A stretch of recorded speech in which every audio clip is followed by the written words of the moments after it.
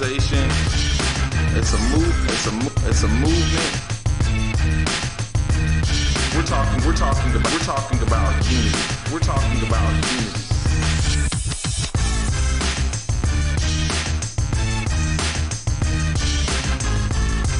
So we're aimed to taking down the system of race by educating, enlightening, informing, and positively debating with those who have counterviews.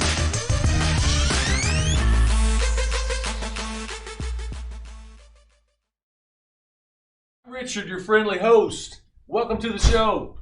Hey, and I'm Carla, and I want to welcome you also to talk about unity. It's great to be here today. Man, look at that outstanding background. We got the greatest crew here. Vince made this outstanding background. E.R.A.S.E. We're making it happen today. So we want to welcome y'all to the show. Man, we got a great show lined up today. I'm telling you, we are going to talk about some stuff. My wife tells me this, Carla. If you can talk about everything, you can get through anything. Yeah. There's those can't go there places, and that really messes you up. But you've learned this in family. You've learned this in relationship. I learned that we enjoyed some of this back and forth. But if you could talk about everything, you can get through anything. And I enjoy the passionate discussions family has. Right? Yeah, and we had a passionate one a couple of weeks ago. My brother was in the studio. We're trying to get him back. Everybody wants him back. They said that was our best show because we yelled at each other and everybody was getting used to that fighting thing happening. But so we'll have him back and we're gonna have an adult conversation next time. Okay, so y'all stand by for that. I'm trying to get it to where it's a show discussion banter / wrestling match. Yeah, and that's the thing. See, what people don't know, we didn't have Richard here because that's another dynamic. All right, and people say, well, it might be another dynamic just because of skin color. No, but it's the relationship thing that you'll see has nothing to do with color when we start that whole thing going back and forth. And that's the thing. There would be things going all kinds of directions because with him and me, it's just back going this way. Yeah. You in there, things are just bouncing off the wall. Yeah, it's going to be crazy next time. And Dwayne and I have a long-standing relationship. I mean, it's not a love-hate. It's a love, don't really quite get you relationship. Well, that's the cool thing, though, that at the end of the day, all this stuff is about relationship. I was talking to the crew here, Dakota and Vince. I was telling them that at the end of the day, almost every one of these situations you have, even in our country, when it went from the top to the bottom, whether it's political candidates, whether it's people working in schools, businesses, companies, whatever, there's that relationship factor that makes a difference. And that's why we come on here and we say, we've got to talk about unity, because if you don't articulate that, if you don't talk about that with other people so they understand that at the end of the day, you and I, we've got to make a connection and we're going to go forward, then you'll end up with kind of what we got in our country. We've got a lot of people who are disconnected, so disconnected from the others that we don't decide to walk forward together. So we're talking about unity. Talk it out, walk it out, and if you stay at it long enough, you're going to form a relationship, and then that leads into trust and respect and a fruitful, productive, not only relationship in life, but a society. If we model it for other people that haven't been able to do it, success leaves clues. Yeah. And so the more we do that together, the better it is. Proximity, and we'll talk about this at the end of the show. Proximity is the bedrock for relationship. Yeah. And if we can just get together and just have conversations, you know what we need to do sometime. And we're just thinking, just indulge me for a second. What I would like to do is I want to ask the questions without repercussions that I've always had about the way I see things differently than I do. Yeah, we really do. And you can, I'm not going to finish. You can ask me any question about my culture, my history, and just back and forth. Because you know what? We might be surprised at the answers. I have no idea why that's that way. So anyway, I'd love to do it. Well, but the thing is, what that does is it opens up dialogue. I mean, it allows you to have conversations. Right. You know, on the show before where have Tennille's touchy subjects, we're talking about and there's really so much of what we say is a touchy subject, and so we don't bring it up.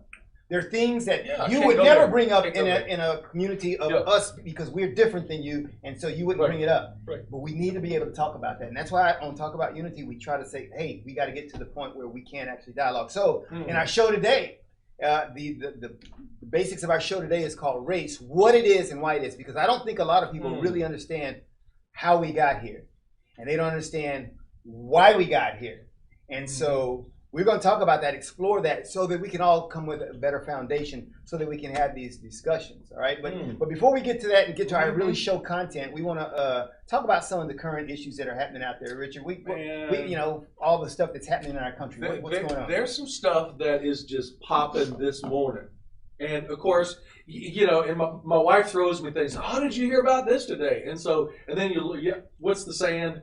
Consider the source. So there's some new social media platforms. There's some old historical social media platforms, but some stuff came across a few social media platforms this morning about, and this came from Kayleigh McEnany, which you know is President Trump's spokesperson, press secretary, and said that Texas, which is our state, filed charges in federal court against Pennsylvania, Wisconsin, and the other, was it 3 or 4 other states that are having election irregularities? And Georgia one of them? Yes. So election irregularities, and so this gives them legal standing, so they say. But okay, so the basic premise is, okay, Texas went for President Trump, and these other states, if counting everything the way it is right now, if nothing changes, so these states are going to go towards President-elect Biden, and that means Texas, who they voted for, is going to not win, so they feel disenfranchised because of these other states' irregularities, and so now it gives them a direct path to the Supreme Court if they aren't granted a voice in these states, or any actions taken in these states. So it's a slippery slope. And so if you studied United States history, we know that Texas, here's the slippery slope. Texas is the only state before they came into the Union that had the agreements that if they wanted to, voted for, to succeed from the Union with, I guess there would still be repercussions, but to succeed from the United States, which means Texas leaves the United States. It's actually in the Texas Constitution and the agreement with the United States to succeed from the Union. A lot of people have said that forever. Texas, needs to be its own country, right?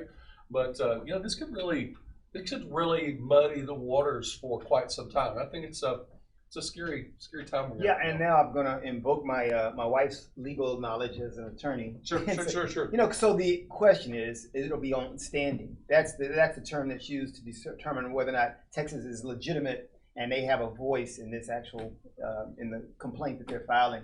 And so it's hard to believe that they would give them standing because of your sovereignty as Texas, and you are responsible only for Texas. And they're saying your feelings or your decisions are not changed by the fact that these other states did something, whether it's improper or not, whatever. So I don't know, and it'll be interesting to see how that plays out when it gets to that level. But I would think that standing would be the issue, and that they would find out that Texas doesn't have standing. It sounds crazy, but I don't know. So, but on the other side of that, what is your general thought about the election that never ends? I mean, what do you think? What do you think, objectively speaking? Where do you think we're going to go, and what do you think we should go? Okay, so number one, I think the whole world is looking at the United States and they like, look at these crazy kids fight. I guess they're never going to stop. Okay, so what I think needs to happen is there needs to be some standardization of our election process across all 50 states. And of course, here's states' rights. What do you mean when you say standardization of it? Okay, so what I would like is that, and that's process engineering, right? So, right. So what I think needs to happen is there needs to be one type of system in which people vote. Here's what I think: vote in person only, unless you can't be there. And of course, we know absentee ballots have worked in the past because there's IDs and things like that. So vote in person only, with very few exceptions, with a valid ID. And I think everybody needs a free, and I'll gladly pay a little extra in taxes for this, voter ID card that is encrypted. So when you vote, it kicks you out, you can't vote again. If you die, you can't vote. No more dead people vote. If you move, then the system knows, and it goes to your encrypted ID card, that if you move, you can't vote in your own district anymore. So you can only vote once, and once you vote, you're kicked out, and if you die, you're kicked out of the system. Which really just, if there is, I mean, some people saying there is no voter fraud. There is none of that going on. And then there's people saying, yes, there is. You know what it does? It just solves, it solves the whole issue. And we would know at the end of the day. I mean, if they can get American Idol. Well, that's the point. Why do you think we don't have that? I mean, we're technology leaders. Why don't we have that? How can we not have this? Yeah. This seems like a simple thing in comparison to what Steve Jobs and Bill Gates had created, and you know. I just don't want anyone disenfranchised regarding their vote. Everybody's vote. This is one of the most important rights of every United States citizens, and I just really want everybody's vote to count. No more, no less. It's all the same. And with all of these, hopefully they're not made up, but it could be people making up videos or stuff, and then all of a sudden, because really it's the elements. Ashland's political science professor said that this is the elements that create civil war, or at least severe civil unrest. When you feel like your vote was stolen, then all of a sudden we have a mess. So we need to fix that. Yeah. So, all right. So good on that. All right. Let's talk pandemic. What's going on with the pandemic? What's happening across the country? I just noticed California is going on lockdown once again. I also saw where many of the restaurant owners and some of the people in California are standing up and saying, "I'm not closing." And so you're getting, and you talk about the elements of civil war, because these restaurant owners are very upset, and they're saying, "No, you know, I'm not going to comply anymore." They talked about how they shut down previously when Governor Newsom in California told them to shut down for 2 months, and they said no. And and I heard one of the interviewers asking and said, "Well, what if they pass a stimulus?" And there was one owner of the restaurant said, "I don't want them giving me money. I want to earn my own way." Right. I was like, "No, that's pretty cool. Right. That's pretty cool." But what do you think about that whole thing? I mean, the lockdowns. What do you think is going to happen in Texas? No lockdown? Well, our governor said no more lockdowns. Okay. Yeah. So we'll see how that goes. Well, actually, if you look at the data, Texas is doing pretty good. There are some states that have some severe problems, and you know the problem is, like in New York, he said if the number goes to 5%, then restaurants are going to be shut down. Well, a lot of the medical community has recently come out and said, if you really want to look at where people are, because they do contract tracing, and they kind of go and investigate how did this happen, and what was the travel history around your family getting infested with corona, they found out that the highest percentage of where people get infected is in their home.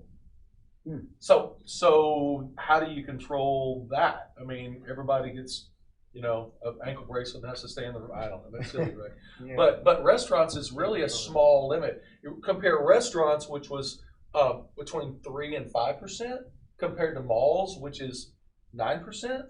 So it makes more sense to lock down a mall than it does a restaurant. But there's a lot of hypocrisy in the whole restaurant lockdown. In California, the governor shuts down this lady's restaurant, and she spent all this capital building outdoor dining, and then 50 feet away, the governor says, "You can't shut down, please shut her down." And then 50 feet away, they opened up a movie set catering restaurant, and they're feeding them all in close proximity, not even socially distanced. But they opened that up to them, but wouldn't let her, and she lost her mind. It's gone viral on the internet. So I saw, Mr. Wonderful on Shark Tank, Kevin O'Leary. yeah, I saw him going off. I saw him going off on about some of the contradictions, and so there are tons of contradictions on this whole thing. So that's going to be. And so, all right, so before we go to break, let's talk about vaccines. What do you think about vaccines? You gonna take it? Is it going to work? Hey, what do you think? The good news is I got corona, and I got my antibodies. I got my antibodies. I got my negative, and so no, I mean, I still tell him, don't breathe on me. Don't breathe on me. Oh, my daughter just got it. Oh, really? They all got it except Amy, and she's like living in the tower of the castle, right? She's not doing anything with anybody. Oh, all right. So, hey, well, cool. So y'all think about that. Hey, we're gonna take a break here. When we come back, remember the topic of our show today is what it is, race, and why it is race. So we're little education. go get your Google out, go get your dictionary, go get your knowledge. Take some notes. And if nothing else, just listen, because we got a lot of information we're going to drop on you today, right after this break on Talk About Unity. That's good.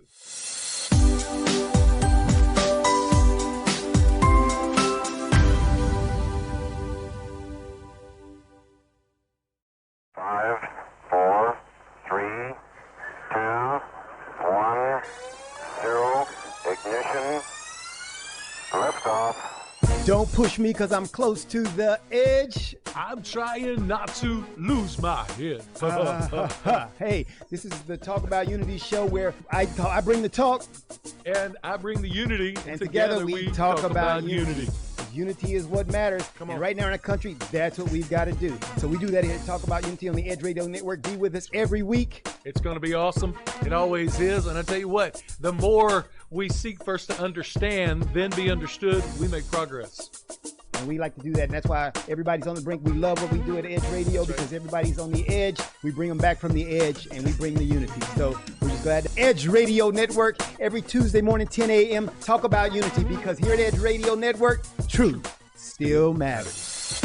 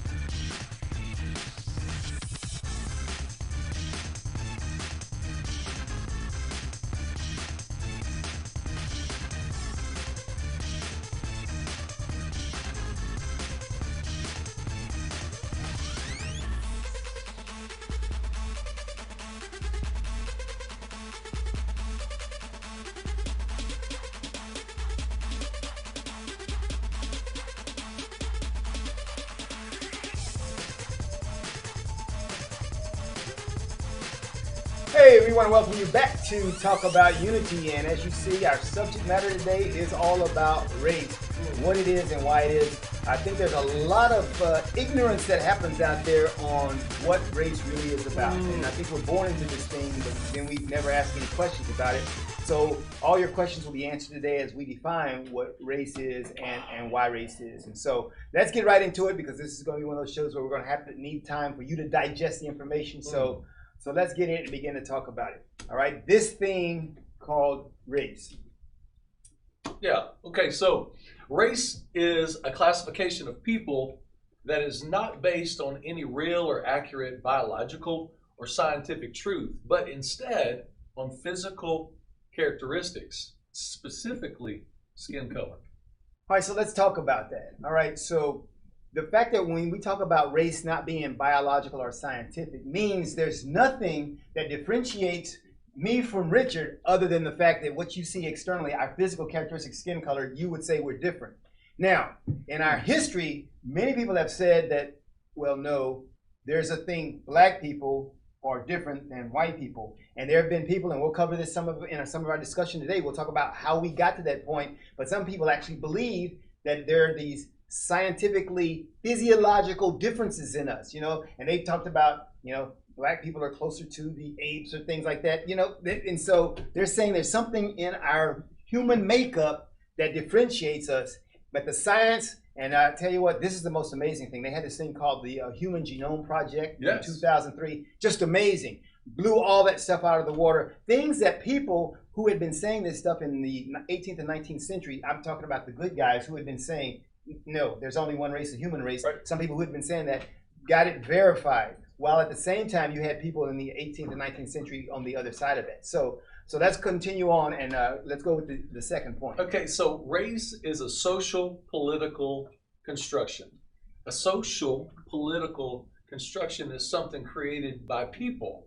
This is not a natural development, is constructed or created for a social and political purpose. Yeah, and that's what we've done with race. Yeah. So those who are proponents of race and support race have to understand that it is, in fact, something that we, human beings, we made up. Now, that being said, everything that human beings made up, and this is what people who defend race would say, is like, yeah, but that doesn't mean it's not good or it's not real.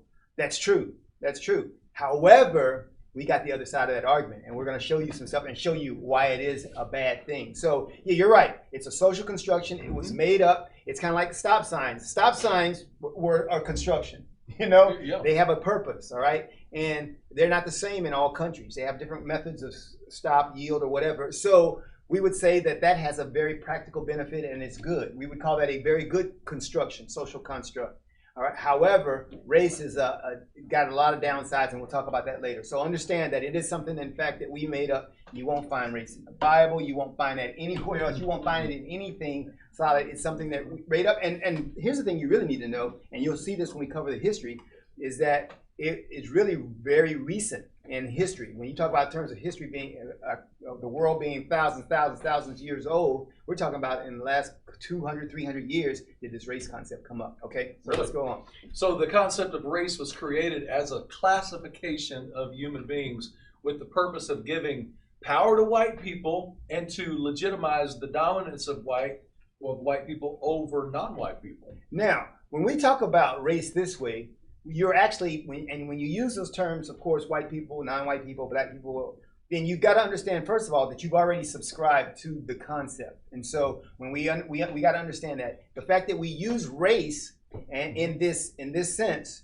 means you start from the point of, okay, I believe that there's such a thing as black people, white people. So that's the first thing. That's why it's often difficult when I have conversations with people, because I tell them, well, let's start at step one rather than step two, because in step two, it's a given that race exists. All right. And so this statement then basically says that in the race concept, then it was done for this purpose. And this is the killer question when I have people who believe that race is okay. I ask them, all right, if you understood and if you believe this, and right now we're going to prove it to you before the show's over, but right now I'm going to ask you if you believe this. If you believe that race was created for white people to have dominance and subjugate another group of people that were not white, would you still want to keep it? You know, so knowing that, and I'm telling you that is why it was created. So the question is, for those who believe in, like, yeah, but now, because I understand people now, I'm black and I'm proud, I understand that. But what I'm saying, if you knew that it was created so that they could do that and subjugate you, that they created and said, we're going to make them non-white and eventually black, make them black, we'll be white, we'll be at the top, would you still do it? And so it'd be interesting to find out what people actually thought about that now. You know, this is what's happened in the last 300, 400 years, 500 years as a political position and a cultural position of dominance. But you know, if you go back, of course, you know, what I do for a living. I'm a pastor, and I dig down into the Word of God, but into history. Mm-hmm. And you know, this whole dominance of based on race, that was in Egypt. That was all throughout the conquering of lands and tribes and kingdoms, but the one issue that is a reoccurring thing is to dehumanize the ones that they are conquering, and that's some of what we're going to get into as well. Sorry, yeah, and that's a very good point, because when you think about it, and here's the thing: I've got a friend who lives in France. His name is Miguel Guerra, and he opens up my mind to something much bigger than this concept of race, because he's got it from a world history viewpoint. Mm-hmm. And when we start talking about things that happen to people based on skin color, he brings in stuff that happened in Spain and Portugal and other places around the world, and he puts it in the context of how that is symbolic of kind of same stuff that happened in America, but we only see it in the thing of skin color. Sure. And it's so much bigger than that if we can really open our minds. And I keep telling him I'm going to have him on the show. We're going to have the Miguel Guerra show, because he's just amazing in his knowledge of world history pertaining to these things. So one of the big questions people have is always, well, what's the difference between race and ethnicity? And so let's look at this, and on this slide we've got here, and it kind of identifies and makes it kind of clear. So sure. So many people like to make ethnic distinctions as well as national distinctions to hold on to their ethnic culture and identity. So there's Italian American, people use that phrase, which is basically ethnicity is Italian and the nationality is U.S. American. And then there's Mexican-American, the ethnicity is Mexican and nationality is United States American. And then there's Chinese American, ethnicity is Chinese and nationality is U.S. American. And of course, African American. And ethnicity is supposed to be is African. This ethnicity is supposed to be African, but the nationality on the screen it says Chinese, but they meant African. All right, so it should be African. But here's the kicker on that thing. Yeah, so that's a mistake. So that's ethnicity is not Chinese for African Americans, by the way. All right, but here's. I thought I was going to learn something new. No, we got that messed up. Too many typos.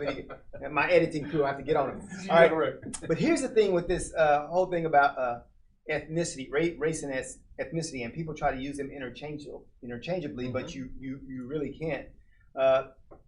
The Genome Project, which fomented all of the DNA things like 23andMe and Ancestry.com, makes this whole thing a whole lot more, not necessarily complex, but actually simplified, because what it does is it identifies that while I've done my DNA, and I'm from Nigeria, West African, Nigeria, but I've also got 16% European, I got 1.2% or something Asian. So all these things are parts of our makeup, and we all mixed up that way, And what's the most amazing thing, I said, if you go far enough back, some of those people who call themselves Ku Klux Klan, whatever, they find that they got some African. They've got some African. It might be a very small percentage, but if you go far enough back, because the original man was found there in Africa, and so this ethnicity thing is in fact true, because it just simply breaks down what are all those mixed parts of our origins, and those origins, of course, stem from people who are located in various places around the globe. And so we're really, at this point, all kind of mixed up in the world, which is really cool, because the more people, and this is what's so cool, with that DNA and all that stuff, go search your DNA. If you really go back and begin to research and find out your family history and begin to trace back, man, it will just take you to so many parts of the world, and you would then realize that, yeah, we're humans. And we're humans. Well, knowledge is power. It really is. And, the more people become aware of actually who they are through the genome or ancestry, then all of a sudden the light goes off, and you say, if this is superior, if this race is superior and this race is inferior, then I have an inner conflict inside of me that I can't resolve. And so you lose those arguments, because you realize you are you, not based on a label. You're you based on, your experiences and what God did, brought you about and put you in the family. He knew what he was doing when he put us where he put us. Anyway, I'm not going to preach today, but the whole concept is, these labels are ridiculous. And so the question it begs the question, then, if you've got race and ethnicity, then why do you use race? Then why not use ethnicity? And of course, I guess the answer would be because even if you use ethnicity, then people who are quote unquote mixed race, which one do they choose? Especially when you've got a parent who's of this and a different parent who's of that, which one do you say that you are? Now, the crazy stuff that happened, of course, in slavery, the one drop rule and things like that, already said if you got one drop, then you're automatically all over there. So that's crazy. And so that's why even to talk about ethnicity, you got to define these things pretty well. And so there's race versus ethnicity. But let's talk about why race is really such a bad thing. So on the next slide, you'll see that race is really a bad thing. Read that to us there, Bridget. Sure. So the concept race is based on socially constructed, but so not just socially constructed, but socially, certainly scientifically outmoded beliefs about the inherent superiority and inferiority of groups based on racial distinctions. Wow. And so think about that. All right. So this is very educational. Think about that. Because it's socially constructed, what it's saying is we've now put in place a system where people are inherently superior or inferior. That's the definition. So here's the thing: you can't. It's like if you create a word. I mean, remember when you were young, the word was we made dope a good thing. Stuff is dope.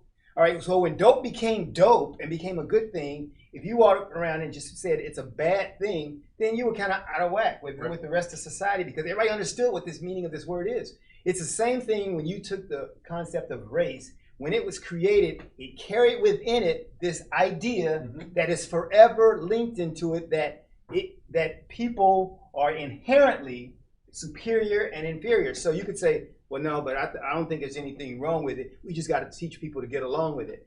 Well, you teaching people to get along with this thing, it's like saying, we want peace between Richard and Carlin, but by the way, here's a knife. By the way, here's a gun. Because embedded in that thing is this thing that makes it such a pernicious and deadly thing. And that is the belief that somebody is up at the top and somebody else is at the bottom. That's why you've got to decide, no, we can't do that, because all the good that we want to do, and surely there are a lot of people who say, yeah, but I no longer see people according to their skin color, and I don't adhere to race, but I think it's okay. Yeah, but a lot of other people are, and so that's what's huge, that we're locked in there. You know, I wish that you and I could do like a traveling show where we go. Let's travel. Let's go. So here it is. No, Vince has got to go with the 23andMe testing, right? And so we go and we find people and we bum rush them and we get the results then, right? And then so they find out, they read their results and they go, I have 3% black. Oh no!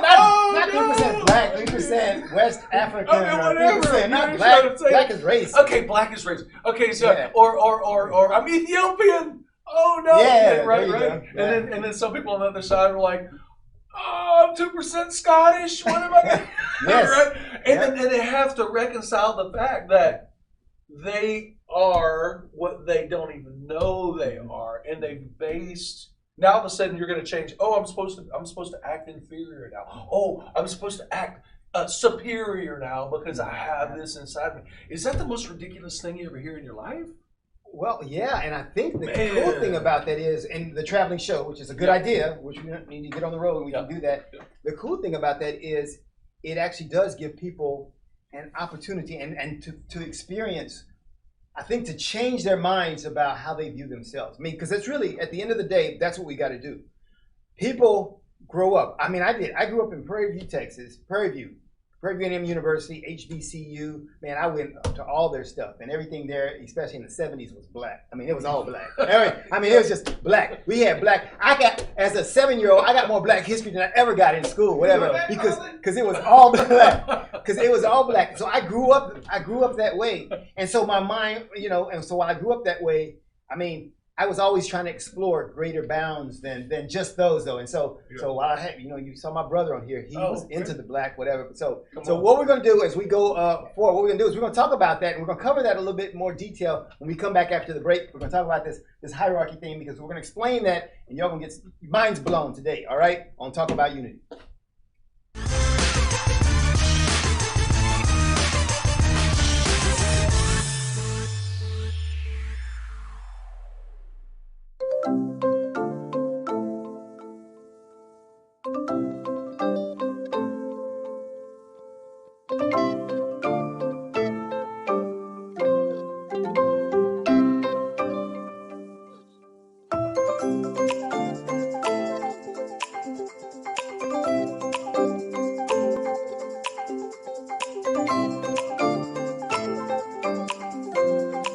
We work our whole lives to support our families. With one accident or illness, it can all be gone in an instant.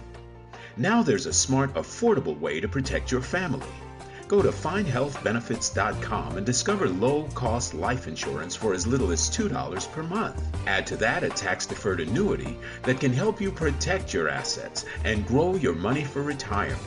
Learn more. Go to findhealthbenefits.com or call 877-235-6094. A critical illness can strike without warning and wipe out your life savings. In fact, it's the #1 reason for bankruptcy.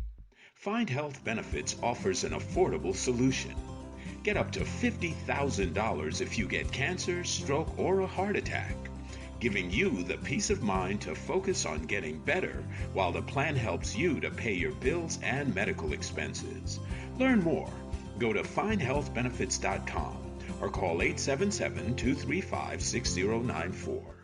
66% of seniors spend more time shopping for cable TV than Medicare plans. Most say because it's just too confusing. Laws change every year. The wrong plan could cost you thousands and prevent you from seeing the doctors you want. Introducing FindHealthBenefits.com. Save time, save money, see specialists without referrals. Go to FindHealthBenefits.com or call 877-235-6094 for this informative brochure. Society is on the edge. Let's bring them back. Edge Radio, because truth still matters.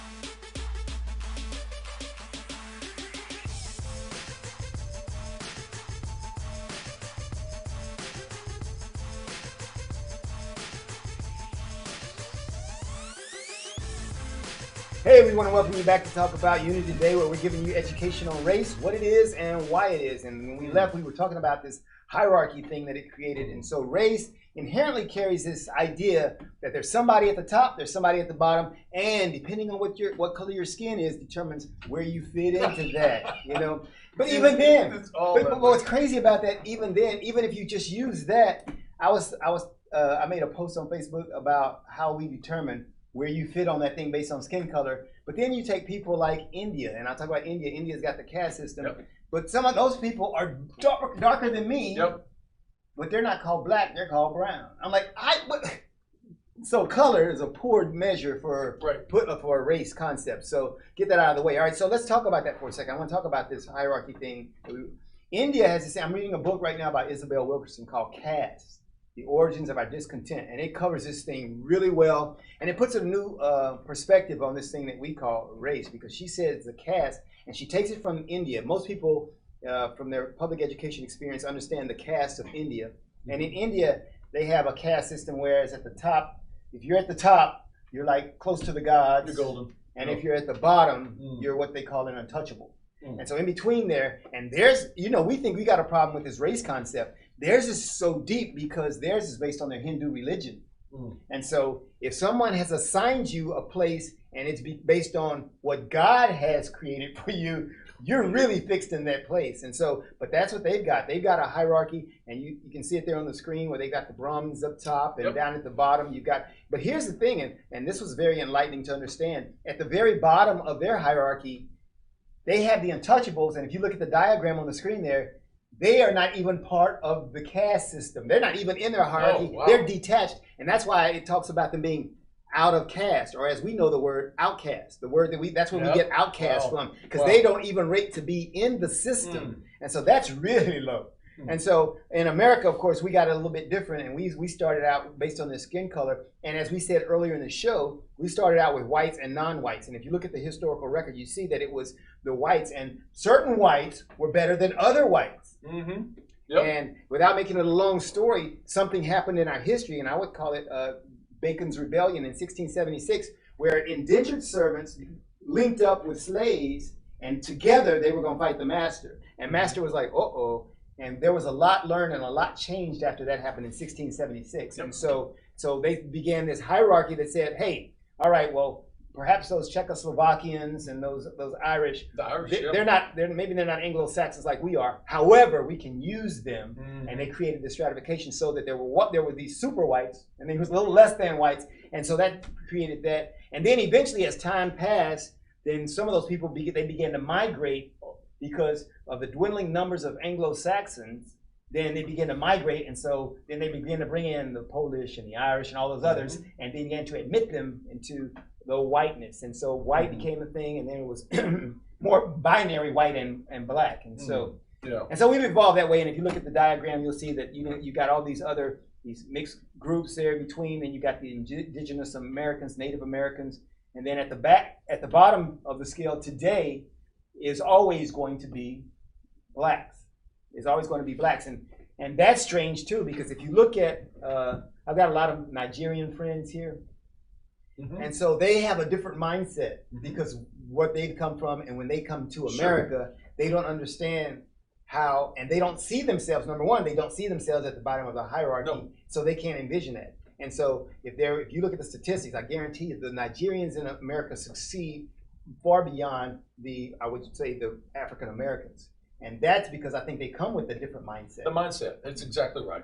They have not been told of all these obstacles that they were going to have to overcome, and different areas where you're inefficient because you didn't have previous generations didn't have the opportunity. They didn't have to wade through any of that. They just come in on a more level playing field. Still not a level playing field, but a more level playing field, which is not affected by self-inflicted wounds. And no, I have some amazing Nigerian friends, and that is so true. And I wish there was we need to research this. The number of people that are in our country that are Nigerian, and Kenya's another good example of that. And what is their level of secondary education versus people that have lived here for generations and generations? They're not immigrants, and what is this secondary education level based to those that have been here for forever? There's going to be a huge disparity. Well, yeah, because most of those people come from those other countries. They come here for the education. Oh, yeah, that's true. And that's why they come. I've got Jamaican friends, and they all come here on visas that are educational. That are getting them get them the education. Yeah, and then you get into the their children, and then their children's children. They seem to. I mean, the folks that I have in my life, there is a more receptiveness or pursuing secondary education as well, because it was their reason in the beginning to come in the first place. Right. Yeah, and there are other things that are in our society, and Absolutely. I think that's why it's so important. I think what our politicians do in Washington is important, because there are a lot of things that we can do to change that. Change our culture, right? To break the mindset. We can do some things, and that's all we do. What we do. That's all we do. Talk about unity. That's why we've talked about mentorship programs and things like that, because we can actually affect that, and that's the beauty of our democratic republic. Our republic that we've got here is that we can go out there. We don't have to rely on politicians, businesses, or anybody else. As an individual, I can go out there and say, "I see that young kid. He needs some help. I'm going to mentor him." I've been telling guys like this, because since we're old now, I've been saying, I've been telling my brother Dwayne. I said, Dwayne, really, what we should be doing is these professional athletes, these making millions of dollars after they come out of college and have not had, in a lot of cases, fathers in their lives and direction in their lives, leadership in their lives. That's what we should be doing at our age now, because we're at the age where we should be grabbing those guys and saying, I understand you got $1 million. Let me tell you what's more valuable than that. Let me tell you what's more important than that. Yep. And building that kind of character into the youngsters, so that we don't have this stuff. I mean, because I hear these things about Ezekiel Elliott, all these great people who make all these great athletes, got millions of dollars, and they have all these issues in life. It's like they need leadership, they need guidance. Right? Absolutely right. So. But we're back on this race thing. Let's talk about this. Now, this next slide, I want to talk to you about the history so that you have a general context, because I'm really going to educate you on how this came to be. I talked to you before about what happened in 1676, where the quote-unquote whites in charge realized, well, we got to have a problem here. If we don't stratify this thing or create more division, then it's going to be all of them versus us. And so they did that. But so that was 1676. So of course, the first slaves they identify on record arrived in 1619. But let me give you this point that you need to know about, though. Those were not actually the first, quote, Africans in America, all right, and what became America, because actually, both on Columbus's voyage and Ponce de Leon, I think Ponce de Leon was 1500. Of course, Columbus was 14, but 1500s. There, in part of that exploration, he had an African with him. At least they know of one African that was with him, who was just part of the crew. And so think about their attitude towards blacks or Africans.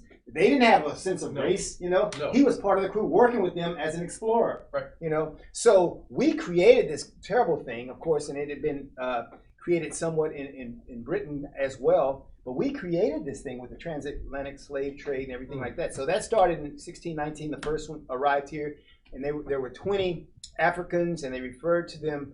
And on the manifest, if you look this up historically, it says N-E-G-A-R-S, and people have argued about whether that meant the word that we now use as the N-word, or if that meant that they came from Nigeria or Niger, which is called Niger. So they've argued about what that meant. But one thing that they didn't do was simply say that they're blacks. And so, because there's no thing at this time, we're talking about the 1600s, there's no such thing as black right now. You know, that's going to come later in response to this thing that we talked about called whiteness. It makes sense that it was a geographical word. Yes. That makes a lot of sense. I didn't know that. And so we go to that, and then it's going to be interesting. You know, as you look at that timeline, it's that 18th century, so the 1700s, where stuff really begins to blow up. And if you know your history, which I was a poor student in high school, but I'm learning now, it's all right. But if you know your history, the 1700s was the period of enlightenment. And what is enlightenment about? It's about, you got all these great thinkers and you got all these scientists who are coming to the forefront, and people are going, wow, these people are blowing our minds with the stuff that they're saying is true. The problem with a lot of that is all of it wasn't true. That's right. And so we get to the European race scientists in the 18th century, in 1700, you've got this German guy, and in this particular graph, you got this French guy. All right, and so we'll talk about that for a second. Go ahead and tell us. Yeah. So they believed in the degeneration theory, meaning it says of racial origins. They both said that Adam and Eve were Caucasians, and that other races came about by degeneration from environmental factors, such as the sun and a poor diet. They believe that the degeneration could be reversed if proper contemporary forms of man could revert to the original Caucasian race. Blumback defined the Caucasian skull to be the perfect skull compared to all the others. Yeah, now this is important to understand. This is the 1700s. You got this guy Blumenbach, you got Buffon. This guy, he was from France. This is wait. I have to stop. His last name really was Buffon. That's awesome. Maybe that's where they got the word buffoon from. Yeah, exactly. Because his ideas were buffoonish. I know you want to be all serious, but you look at that first picture. Come on, they can see this as well. That top guy does not look like he is white. I'm just saying. Well, it's a graphic. It's just a painting, I'm sure, of the time. Yeah, it's just amazing. We're in the 1700s, man. Don't hold them to their graphics of the 21st century now, because we got graphics, man. It's the whole concept that these guys that write these things, that the Caucasian skull was the perfect skull and everybody else is a degenerate.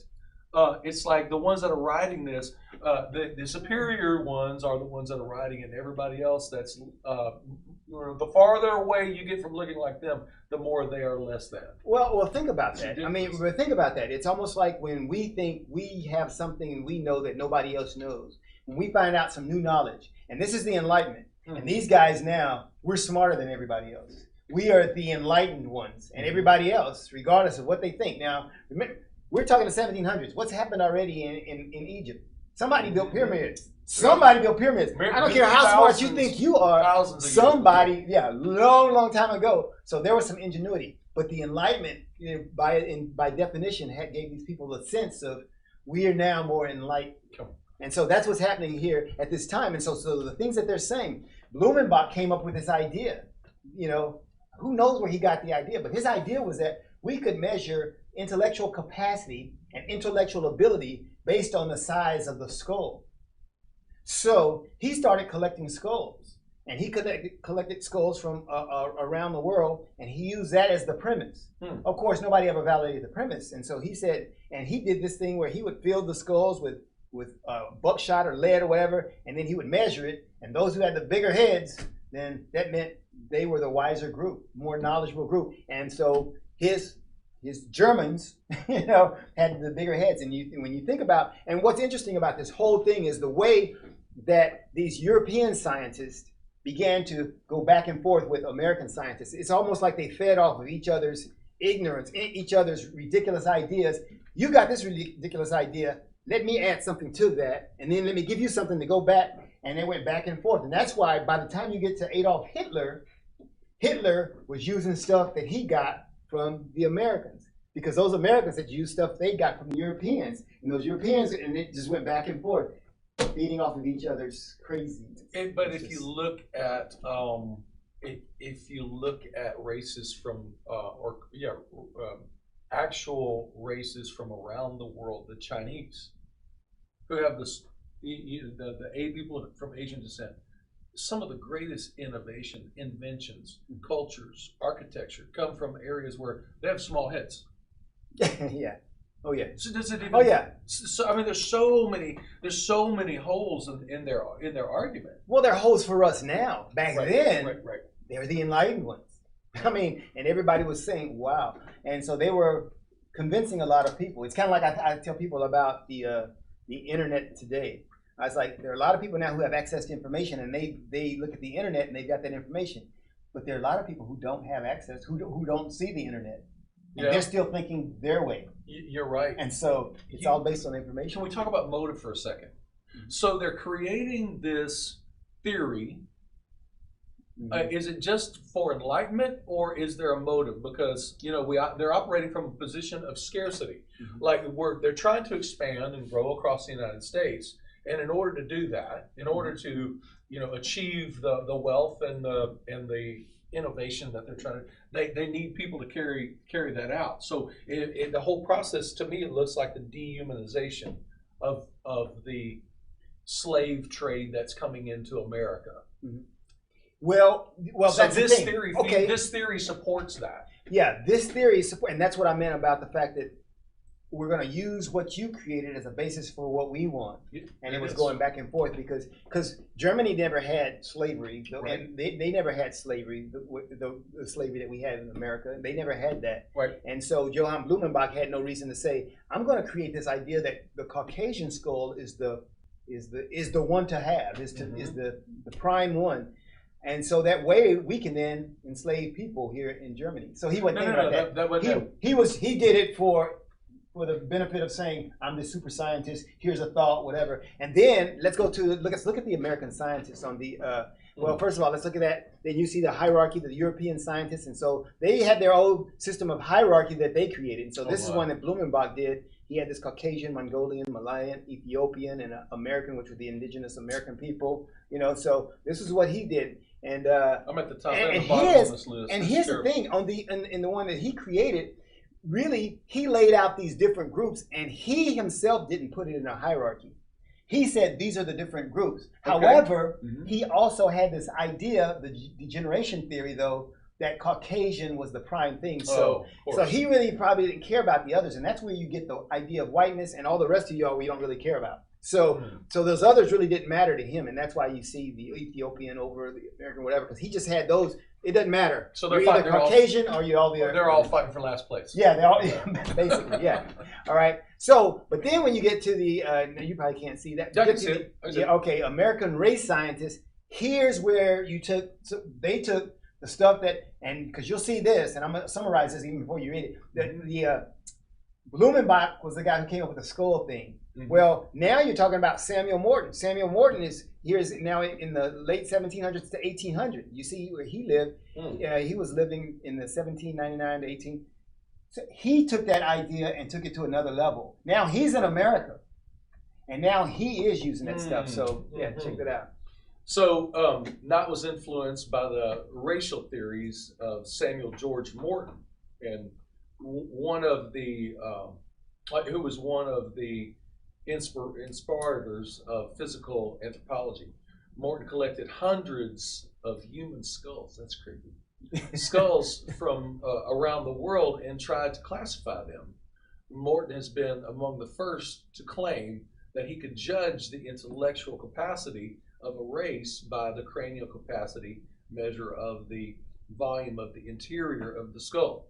A large skull meant a large brain and high intellectual capacity, and a small skull indicated a small brain and decreased intellectual capacity. And by studying these skulls, he came to the conclusion of phylogenism, which is that each race had a separate origin. All right, so Serious. yeah, so here's the thing. Here's what's crazy. That's why when it gets to America, because one thing that Blumenbach and the French guy did over on the other side, they actually believed that we had a common beginning. So that's one thing that was different. But when it gets here to America, these scientists, they've now got a new idea, and it's like, no, we're actually different people. And so think about how that works for the people who are coming into power. Thomas Jefferson, because Thomas Jefferson, though he said, we hold these truths to be self-evident, all men are created equal, Thomas Jefferson was then buying into what these American race scientists said, and he actually said that we have reason to believe that the African is inferior in mental capacity. This is what Thomas Jefferson said, the same guy who said all people are created equal. How could he say that? Because these guys said that we had separate beginnings, and so maybe these people aren't in the same line of us as people. So he used that as a basis, which messed him up. So because he got a great principle, which would have worked great for our country, but now you're buying into this craziness that these race scientists create.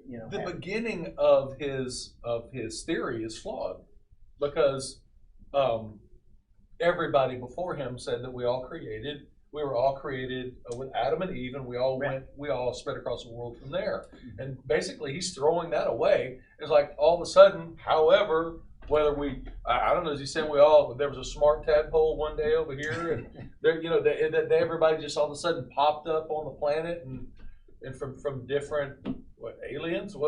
Where is he going? None of this makes sense. Well, because think about it. The beginning of the origin of his theory is flawed.